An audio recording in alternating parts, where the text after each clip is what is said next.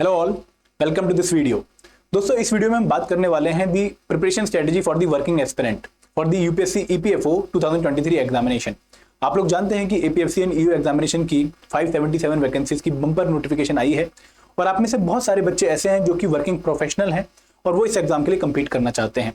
वो पूरी शिद्दत के साथ, पूरी मेहनत के साथ एग्जाम को क्रैक भी करना चाहते हैं, लेकिन उन लोगों को डाउट है कि सर हमारे पास टाइम काफ़ी लिमिटेड है और भी बहुत सारे चैलेंजेस हैं, हम इस एग्जाम की प्रिपरेशन कैसे करें, हमारी स्ट्रेटेजी क्या होनी चाहिए। तो दोस्तों, आप लोगों के लिए वीडियो है जो कि वर्किंग प्रोफेशनल है, इस वीडियो को ध्यान से देखिएगा और मैं आपके सारे जो डाउट्स हैं उनको रिजॉल्व करने की कोशिश करूंगा। तो शुरुआत करते हैं इस वीडियो की, लेकिन before going further to the video let me take you to a very interesting thing. और खासकर जो वर्किंग प्रोफेशनल है उनके पास तो ये पक्का होनी चाहिए दोस्तों, this is the complete guide book to prepare for the APFC examination and EU examination.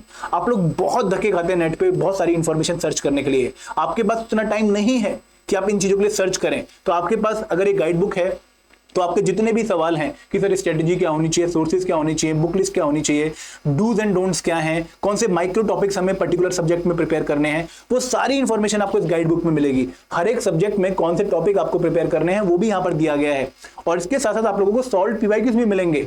And दोस्तों, this is totally free for you. हमने आप लोगों के लिए इसको फ्री प्रोवाइड किया है और डिस्क्रिप्शन बॉक्स में लिंक है, अभी अपनी कॉपी डाउनलोड करके सिक्योर कीजिए। ठीक है, आगे बढ़ते हैं। दोस्तों, अगर मैं वर्किंग प्रोफेशनल की बात करूं तो उसको इस एग्जाम के लिए पक्का प्रिपेयर करना चाहिए। ऐसा नहीं है कि ये एग्जाम आपके लिए बहुत इजी है या फिर आप बहुत आराम से इसको निकाल लोगे, नहीं। इस एग्जाम में एक गोल्डन अपॉर्चुनिटी आप लोगों के लिए मूव ऑन करने की। आप लोग कहीं ना कहीं किसी ना किसी दिक्कत में है अपनी करंट जॉब में, तभी शायद आप इस एग्जाम की तरफ अप्रोच भी कर रहे हैं। आपकी कोई ना कोई मोटिवेशन फैक्टर है जो आपको पुश कर रहा है कि यार एपीएफसी एग्जाम के बारे में सोच, ईयू एग्जाम के बारे में सोच। आप में से बहुत सारे बच्चे ऐसे हैं, बच्चे नहीं बोलूंगा, आप में से बहुत सारे एस्पिरेंट्स ऐसे हैं जो कहीं ना कहीं 3-4 साल से पढ़ाई से लिंक छोड़ चुके हैं, कोई 10 साल से लिंक छोड़ चुका है, लेकिन कहीं ना कहीं एक एनर्जी बाकी है, एक स्पार्क बाकी है कि यार करना है ये एग्जाम। क्योंकि ये एग्जाम एक तो रेगुलर नहीं है और यहाँ पर सिलेक्ट होने के बाद आप लोग सीधा लेवल जो है 8 या लेवल 10 पे पहुंचते हैं और बहुत अच्छा सैलरी पैकेज है, पर्क्स एंड अलाउंसेस बहुत ज़्यादा हैं और इसके साथ साथ गवर्नमेंट जॉब। दोस्तों, गवर्नमेंट जॉब की बात ही अलग है। आप लोग प्राइवेट जॉब में बहुत अच्छी पोजीशन पे भी क्यों ना हो, कहीं ना कहीं गवर्नमेंट जॉब का जो प्रेस्टीज है वो काफ़ी ज़्यादा है as compare to the private job. और एक और रीज़न जो आप लोगों को मैं बताना चाहूँगा कि आप लोगों को क्यों इस एग्जाम के लिए प्रिपेयर करना चाहिए दोस्तों, क्योंकि यहाँ पर एक ऑब्जेक्टिव पेपर है और उसके बाद सीधा इंटरव्यू है। इंटरव्यू में आपका जो वर्क एक्सपीरियंस है कहीं ना कहीं आपको हेल्प करेगा इन टैकलिंग दी इंटरव्यू पैनल। और कोई रिटर्न स्टेज बीच में नहीं है आईएएस एग्जाम की तरह की कोई मेंस की स्टेज हो जहां पर आपको पूरा आंसर लिखना पड़े, क्योंकि उस आंसर को लिखने के लिए आपको काफी अच्छी डीप नॉलेज चाहिए, पूरी इशू एनालिसिस आप लोगों को आना चाहिए। तो वो रिक्वायरमेंट अगर नहीं है इस एग्जामिनेशन में तो कहीं ना कहीं एक वर्किंग प्रोफेशनल के लिए काफी ईजी हो जाता है कि वो इस एग्जाम को क्रैक कर सकता है, क्योंकि एक ऑब्जेक्टिव एमसीक्यू पेपर है। आप लोग थोड़ा सा भी पढ़ेंगे, थोड़ा लॉजिक लगाएंगे, पेपर सॉल्व हो सकता है, अच्छे नंबर आ सकते हैं और इंटरव्यू आप लोग हैंडल कर लेंगे क्योंकि आपके पास एक्सपीरियंस है। तो यहां पर सबसे पहले मैं आप लोगों को बोलूंगा कि आपको एपीएफसी एंड ईयू एग्जामिनेशन के लिए पक्का प्रिपेयर करना चाहिए। क्यों करना चाहिए? क्योंकि आपकी डिफरेंट मोटिवेशंस हैं। आप लोग खुद को डेवलप करना चाहते हो, आपको लगता है कि यार मैं अपनी कैपेबिलिटी के हिसाब से जॉब नहीं कर रहा हूं, I deserve something very big. तो वो डिजर्व जो वाला पॉइंट है उसके लिए आपको मेहनत भी करनी पड़ेगी and this is the wonderful opportunity जहां पर आप मूव ऑन कर सकते हैं। इसके साथ साथ आप जिस जॉब में हैं कहीं ना कहीं आपको सेल्फ रिस्पेक्ट नहीं मिल रही होगी, आपको नहीं फील आ रहा होगा कि यार मैं बहुत इंटेलिजेंट हूं लेकिन यहां पर मेरी उतनी इज्जत नहीं है, मुझे शायद कुछ और करना चाहिए। तो ये एक अपॉर्चुनिटी आप लोगों के लिए। आपके बॉस से आपको परेशानी हो सकती है, आपकी सैलरी आपको परेशान कर रही होती है, आपके जो कोलीग्स हैं वो आपको परेशान कर रहे होते हैं और इसके साथ साथ आप कहीं ना कहीं अगर बहुत अच्छी जॉब में अभी हैं भी, आपको आगे वाली सिचुएशन देख के लग रहा है कि यार यहाँ पर मेरी और ग्रोथ नहीं हो पाएगी, मतलब ये मेरी पीक है, इससे ज्यादा मैं और यहाँ पर नहीं कमा पाऊंगा या फिर और ज्यादा नहीं यहाँ पर इज्जत कमा पाऊंगा। तो वो पॉइंट आपको पुश कर रहा है दोस्तों, उस पॉइंट को अपने टेबल के सामने रखना है। तो ये मोटिवेशन आप लोगों को जनरेट करनी पड़ेगी, लेकिन आप लोगों के पास कुछ चैलेंजेस हैं। ठीक है, तो यहाँ पर देखो टाइम बहुत कम है क्योंकि अब नोटिफिकेशन आ चुकी है और अगर मैं एग्जामिनेशन की एक प्रोबेबल डेट आपको बताऊं तो मेरे हिसाब से 2 जुलाई 2023 के हिसाब से आपको तैयारी करनी चाहिए, क्योंकि ये सबसे अर्ली डेट है और इसके हिसाब से अगर आप तैयारी करोगे तो आप कंप्लीट भी कर पाओगे और अगर डेट शिफ्ट भी हुई तो आपको रिवीजन के लिए एडवांटेज मिल जाएगा। अब यहाँ पर आप लोगों की स्ट्रेटेजी नॉर्मल बच्चे की तरह नहीं होगी कि मैं पूरा सिलेबस कवर करने पर जाता हूँ दोस्तों, वो एक अच्छी स्ट्रेटेजी मैं यहाँ पर नहीं आपको बोलूंगा। मैं कहीं ना कहीं आपको बोलूंगा कि आप स्मार्ट स्ट्रेटजी फॉलो करो। अब ये स्मार्ट स्ट्रेटजी बोलने से स्मार्ट नहीं है, ये स्मार्ट स्ट्रेटजी के कुछ मतलब है। सबसे पहली बात कि आप लोग स्पेसिफिक पढ़ो। स्पेसिफिक का मतलब क्या है कि भाई ये एग्जाम के सिलेबस में मेंशन्ड है और इससे क्वेश्चन आते हैं और मुझे ये पढ़ना है। मतलब ऐसा नहीं कि आप बहुत वाइड पढ़ना शुरू कर दो, हर कुछ पढ़ना शुरू कर दो, नहीं, उतना टाइम नहीं है। आपके पास दिन के 3 या 4 घंटे हैं मैक्सिमम, अगर मैं अभी स्टार्टिंग की बात करूं, बाद में आप इसको बढ़ा के 5-6 भी कर लोगे, मुझे पता है आपका, लेकिन अभी जो 3-4 घंटे हैं वहां पर भी जो टाइम दो वो उस चीज को दो जो कि specific to the examination need है। ठीक है, आपको अपने इंटरेस्ट के हिसाब से नहीं पढ़ना है, आपको अपने एग्जाम के गोल के हिसाब से पढ़ना है। सेकंड थिंग कि आप जब भी पढ़ो तो मेजरेबल चीजें पढ़ो। आपने 15 मिनट में कुछ पढ़ा, भाई उसकी कोई यूटिलिटी नहीं थी, उसको आप मेजर नहीं कर पा रहे कि कहां पर इसको मैं फिट करूं। आप अगर पढ़ रहे हो, आपने मान लो रिवोल्ट ऑफ 1857 कंप्लीट किया, तो आपने एक मेजर चीज कर ली ना कि मैंने एक टॉपिक पूरा कंप्लीट कर लिया जो कि बहुत इंपॉर्टेंट था मेरे एग्जामिनेशन के लिए। लेकिन अगर आप सिर्फ इतना ही पढ़ रहे हो कि what are the important storm centres during the revolt of 1857, तो वो टॉपिक कंप्लीट नहीं है। आप उसे कैसे मेजर करोगे कि मैंने 2.5 घंटे या 1 घंटे में कितने चीजें कंप्लीट करी हैं। तो जब भी पढ़ने बैठो एक टारगेट के साथ बैठो, और वो टारगेट मेजरेबल होना चाहिए। मेजरेबल से बार बार मैं आपको यही समझाना चाहूंगा कि वो टॉपिक हो एक प्रॉपर, जिसकी एग्जाम में यूटिलिटी हो, वैल्यू हो। देन रेलिवेंट पढ़िए। आर से मैं पहले ए पे बाद में आऊंगा, आर से मतलब रेलिवेंट पढ़िए। मतलब आपको कोई टॉपिक बहुत इंटरेस्टिंग लग रहा होगा, आपको मजा आ रहा होगा उसको पढ़ने में। फॉर एग्जांपल जनरली जो बच्चे हैं वो हिस्ट्री काफी इंटरेस्टिंग पाते हैं, ठीक है, तो वहां पर जब स्वदेशी मूवमेंट पढ़ रहे होते हैं उनको पूरी फीलिंग आ रही होती है एकदम, तो वहां पर कब टाइम 2 से 4 घंटे हो जाता है आपको पता भी नहीं लगता। लेकिन कई चीजें आपने ऐसी इरेलीवेंट पढ़ ली होती हैं जो एग्जाम में आनी नहीं है, और वो इरेलीवेंट बेसिकली करती क्या है कि वो आपके रेलिवेंट पोर्शन को दबा देती हैं। फॉर एग्जांपल आपको ये पता होना चाहिए कि यार स्वदेशी मूवमेंट में फॉर्मल जो प्रोक्लेमेशन है स्वदेशी मूवमेंट की कब हुई, कौन कौन से मेजर लीडर्स थे, ठीक है, और क्या क्या उसका इंपैक्ट हुआ, कौन कौन सी चीजों को बाइकआउट किया गया, इंपॉर्टेंट डेट्स क्या थी, ये रेलिवेंट है। लेकिन अगर आप पूरी हिस्ट्री जैसे अनुशीलन समिति की पूरी बैकग्राउंड निकालना शुरू कर दो, ठीक है, वीर सावरकर की आप पूरी हिस्ट्री पढ़ना शुरू कर दो, तो कहीं ना कहीं हम इरेलीवेंट चीजें पढ़ना शुरू कर देंगे। No doubt knowledge point of view से वो इरेलीवेंट नहीं है, वो बहुत काम की है, लेकिन एग्जामिनेशन पॉइंट ऑफ व्यू से इरेलीवेंट हो जाती हैं। तो वहां पर हमें बाउंड्री क्रिएट करनी है। देन अटेनेबल टारगेट, ऐसा फेक टारगेट मत रखो जो आप अचीव ना कर पाओ। अगर आप आज दिन में आपको पता है कि मैं 3 से 4 घंटे दे पाऊंगा, और वो भी मैं 2 कंपोनेंट में डिवाइड करने वाला हूं, एक कंपोनेंट को मैं 2 घंटे पढ़ूंगा, तो एक ऐसा टारगेट रखो जो 2 घंटे में कवर हो सके। और कभी भी ये मत सोचो कि मैं 10 दिन में पॉलिटी कंप्लीट कर लूंगा, 5 दिन में हिस्ट्री कंप्लीट कर लूंगा, ये सब इम्प्रैक्टिकल टारगेट हैं। तो जब भी अपने डे वाइज स्टडी प्लान को बनाओगे या अपने लॉन्ग टर्म स्टडी प्लान को बनाओगे, थोड़ा प्रैक्टिकल अप्रोच रखिएगा, ठीक है, जो अटेन कर सको वैसा टारगेट रखिएगा। And last but not the least, time based तैयारी करिए। ऐसा नहीं है कि रैंडम तैयारी कर रहे हैं, आज 6 घंटे पढ़ लिए, सैटरडे संडे को 9-9 घंटे पढ़ लिए, फिर हफ्ते में पूरे दिन नहीं पढ़ रहे, मतलब मंडे नहीं पढ़ा, ट्यूसडे नहीं पढ़ा, वेडनेसडे नहीं पढ़ा, फिर मस्ती मार रहे हैं कि मैं तो 9-9 घंटे पढ़ लिया था 2 दिन। दोस्तों रेगुलर तैयारी करनी पड़ेगी और कंसिस्टेंट मैनर में तैयारी करनी पड़ेगी। और आप लोग ये भी मानिए कि अभी आपकी प्रिपरेशन फुल ऑन मोड में नहीं हो पाएगी, क्योंकि आप लोग काफी टाइम के बाद पढ़ रहे हो, एक ब्रेक के बाद पढ़ रहे हो।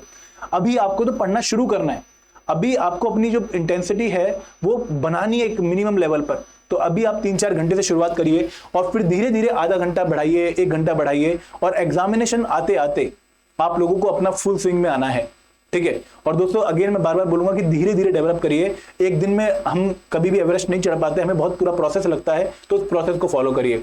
एंड आपके लिए सबसे इंपॉर्टेंट पॉइंट यही है कि कंसिस्टेंसी इज द की। आप लोगों के पास अब और ब्रेक लेने का मौका नहीं है, टाइम आ चुका है। तो जितने कंसिस्टेंट आप लोग रहेंगे उतना बेटर आप लोगों का रिजल्ट होने वाला है। अब यहाँ पे अगेन हम बात करते हैं कि सर हम पढ़ें कैसे, हमारा स्टडी प्लान क्या होना चाहिए, हम किस तरीके से कंपोनेंट्स को उठाएं, हम पहले कौन सा कंपोनेंट कवर करें, हम बाद में कौन सा कंपोनेंट कवर करें। आते हैं डाउट आपके दोस्तों। यहाँ पर अगर आपको लगता है कि यार मुझे कुछ पोर्शन ऑलरेडी आता है, फॉर एग्जांपल मैंने बैंकिंग की तैयारी करी थी, अब मैं बैंक में हूँ, मेरे को ऑलरेडी जनरल मेंटल एबिलिटी की अच्छी नॉलेज है, मुझे जनरल इंग्लिश की अच्छी नॉलेज है। दोस्तों जब आप ये बात कर रहे होते हैं ना कि मुझे अच्छी नॉलेज है, आप अपने पीक टाइम के हिसाब से खुद को अभी एनालाइज कर रहे होते हो, जो कि ऑलरेडी निकल चुका है। आपको 6-7 महीने हो चुके हैं गैप हुए, 1 साल हो चुका है गैप हुए, तो आपको उनको स्ट्रांग नहीं मानना। आप ये मान के चलो कि यार अगर मैं टाइम दूंगा इनको थोड़ा सा, तो शायद वो जल्दी कवर हो जाए as compare to other components. ये वाली फीलिंग आनी चाहिए, ठीक है। तो अगर मान लो आपको लगता है कि यार मैंने कुछ कंपोनेंट्स पढ़े हुए हैं, उनके लिए आपको एक शिफ्ट बनानी पड़ेगी। ये शिफ्ट वो होगी मॉर्निंग वाली और इवनिंग वाली, जहां पर आपने जो कंपोनेंट ऑलरेडी कवर किए हुए हैं उनको आप इवनिंग शिफ्ट में कवर करोगे, क्योंकि यहां पर हाई कंसंट्रेशन नहीं चाहिए। आप पहली बार नहीं पढ़ रहे हो, आपके बेसिक्स कहीं ना कहीं क्लियर हैं, तो उनको आप इवनिंग शिफ्ट में उठाएंगे जब आप थके हुए आ रहे हैं। लेकिन जब आप मॉर्निंग शिफ्ट की बात करेंगे तो वहां पर आप वो कंपोनेंट उठाइए जो कि न्यू है, जो आपने कभी भी नहीं पढ़ा, ना अपनी ग्रेजुएशन में पढ़ा, ना अपनी प्रिपरेशन बैकग्राउंड में पढ़ा, आपने कभी जॉब में भी काम नहीं आया, वो कंपोनेंट आपको मॉर्निंग में पढ़ना पड़ेगा, क्योंकि यहां पर काफी हाई कंसंट्रेशन आपकी जो है रिक्वायर्ड होगी, ठीक है। इसके बाद आप लोग यहाँ पे भी ध्यान रखिएगा कि मैंने मिनिमम टाइम आपको दिया है कि अगर आप शुरुआत करें तो 2 घंटे कर सकते हैं यहाँ पर, लेकिन फिर आपको 2.5 घंटे दिन में देना ही पड़ेगा अप्रैल और मई के मंथ में। और उसके बाद आपको 3 घंटे भी करना पड़ेगा, सिमिलरली सेकंड शिफ्ट में भी। अब ये है आपका day wise study plan 120 days का जो मैं आपको दे रहा हूं। कंपोनेंट आपके हिसाब से इसमें डाले जाएंगे और वही सब्जेक्ट के जो डेज है वो आप वेरी कर लेंगे, लेकिन यहां पर करंट अफेयर जो है वो आपको ड्यूरिंग दी जॉब कवर करना पड़ेगा। जब आपके पास फ्री टाइम है, फॉर एग्जांपल लंच टाइम के बाद ब्रेक है या फिर टी टाइम की ब्रेक है, वहां पर आप कवर करिए। न्यूज़पेपर पढ़ लीजिए जो आपके कंपनी में आता है, या फिर आप लोग जो है कोई वीडियो देख सकते हैं करंट अफेयर की, हमारे फटाफट सीरीज के लेक्चर आ रहे हैं वो आप देख सकते हैं। और उसके साथ साथ आपको इन डेज के हिसाब से अपना जो शेड्यूल है फॉलो करना है। मैं इस पे इतना टाइम इसलिए नहीं लगा रहा हूं क्योंकि यहाँ पर डेज और उनके जो सब्जेक्ट हैं वो आप डालेंगे कि मॉर्निंग शिफ्ट में क्या कंप्लीट करना है और इवनिंग शिफ्ट में क्या कंप्लीट करना है। मेरा जो पॉइंट है वो है कि आपको कंसिस्टेंट कैसे होना है। दोस्तों, कंसिस्टेंट होने के लिए आपको इंटरनली मोटिवेट होना पड़ेगा। कोई गाइड, कोई मेंटर, कोई एक्सटर्नल पुश आप लोगों को नहीं चाहिए। भाई आप इतने होशियार हो, आप लोग ऑलरेडी इतने मैच्योर हो जॉब करते करते कि आपको कोई और धकेल नहीं सकता। आपको अपनी ही जो इंटरनल जो मोटिवेशन है वही धकेलेगी। तो आपका स्टडी टेबल जो है, आपका जहां पर आप सबसे ज्यादा रहते हैं, उसके सामने एक क्लियर वाई लिखा होना चाहिए कि why you are preparing for this examination, क्यों आपको क्रैक करना है ये एग्जामिनेशन। उसके बाद आप लोगों के सामने एक ये भी लिखा होना चाहिए कि दिस इज द नाउ और नेवर सिचुएशन। देखिए, आप लोग जनरली जो है 30-35 की एज ग्रुप में आते हैं क्योंकि वर्किंग प्रोफेशनल है, नो डाउट पहले वाले भी होंगे, बट ये एग्जाम रेगुलर नहीं है। इस बार 8 साल बाद आया है, पता नहीं अगली कब आए अगली बार। तो आप लोगों के पास this is the only opportunity, यही मौका है जब आप इसमें कुछ कर सकते हैं। तो ये अगेन मैसेज आपको मोटिवेट करेगा। देन दोस्तों, आपको कभी भी ये नहीं सोचना है कि यार मेरे इतना पढ़ने से क्या होगा, बाकी तो इतना पढ़ रहे हैं। नहीं, आपका कंपटीशन भाई आप खुद हो। क्या पता अगला बंदा 12 घंटे पढ़ के उतना नहीं गेन कर पा रहा हो जितना आप 4 घंटे पढ़ के गेन कर रहे हो, क्योंकि हमारा आईक्यू लेवल बढ़ जाता है विद जॉब। नो डाउट इसमें कोई 100% वो जनरलाइजेशन नहीं है, लेकिन मैं 85% 90% बच्चों को बता रहा हूँ कि जॉब करने के बाद उनके आईक्यू लेवल में इन्हांसमेंट आती है, उनका कॉमन सेंस बढ़ता है और वो ग्रैबिंग पावर बढ़ती है। और जो एज के साथ हमारी ग्रैबिंग पावर रिड्यूस हो रही है उसको कहीं ना कहीं बैलेंस मिलता है। तो आप लोग इसका फायदा उठाइए। और आपका कंपटीशन आपके खुद से है, आपके बेटर वर्जन से है, तो be your better version. And last but not the least, daily का स्टडी प्लान आपका होना चाहिए, कोई भी दिन मिस नहीं करना है। आपका जो है ऑफिस का फंक्शन है, आपके किसी रिश्तेदार की शादी है, आपका फैमिली कोई फंक्शन है, वो आपने थोड़ा कहीं ना कहीं अवॉइड करने की कोशिश करनी है। लेकिन अगर अवॉइड नहीं कर पा रहे हैं, क्योंकि अगर वाइफ का बर्थडे तो कैसे अवॉइड होगा, ठीक है, तो वहां पर आप लोगों ने उस जो टाइमिंग है उसकी कहीं ना कहीं शिफ्ट करनी है आगे या पीछे, या फिर अगले दिन आपको एक्स्ट्रा टाइम देना है। लेकिन ब्रेक मत आने दो यार, क्योंकि ब्रेक आ गया ना तो आपको अगले दिन शुरुआत करनी जो है वो बहुत मुश्किल लगेगी। तो यहां पर कंसिस्टेंसी बनानी बहुत जरूरी है। एंड दोस्तों, आप लोगों के लिए प्रैक्टिस की, आप लोगों के पास अलग से कोई रिवीजन प्लान नहीं है कि मैं अभी पढ़ लेता हूं, लास्ट के 1.5 महीने रिवाइज कर लूंगा। आपके पास सिलेबस ही कवर करने का टाइम है अभी, ठीक है, स्मार्ट स्ट्रेटेजी ही करने का टाइम है अभी। तो जो रिवीजन है वो आपकी या तो प्रैक्टिस एमसीक्यू से होगी, आपके पास बहुत सारे टेस्ट होने चाहिए, या फिर आपको 6:1 का फॉर्मूला फॉलो करना पड़ेगा। 6:1 क्या है कि हफ्ते में 6 दिन नया पढ़ो और एक दिन जो 7वां दिन है संडे का, उस दिन आप जो 6 दिन में पढ़ा है उसको रिवाइज करो। तो आपको अगेन दोस्तों कर सकते हो, ये बात ध्यान रखनी है। और दूसरी बात कि कहीं ना कहीं थोड़ा स्मार्ट, थोड़ा कॉमन सेंस के साथ हमें इंपॉर्टेंट चीजें पहले प्रिपेयर करनी है, ठीक है। This is the video regarding the working professional. I know बहुत सारे डाउट होंगे आप लोगों के, बहुत सारी क्वेरी होंगी जो शायद मैं यहाँ पर ना ले पाया हूँ, तो कमेंट सेक्शन आपके पास है, मैं आपको वादा करता हूँ कि मैं आपके सारे डाउट्स को वहां पर रिप्लाई करूंगा, ठीक है। अगर फिर भी कोई डाउट आप लोग बात करना चाहते हैं तो 8146207241 ये हमारा नंबर है, आप कभी भी कॉल कर सकते हैं। और hello@edutap.co.in ये हमारी ईमेल आईडी है, आप हमें कभी भी एक मेल ड्रॉप कर सकते हैं। एंड दोस्तों अगेन बार बार यही कहूंगा कि this is the ultimate opportunity जहां पर हम अपना बेस्ट अचीव कर सकते हैं, तो इसको बिल्कुल भी मिस मत करिएगा। Thank you very much. जय हिंद, जय भारत।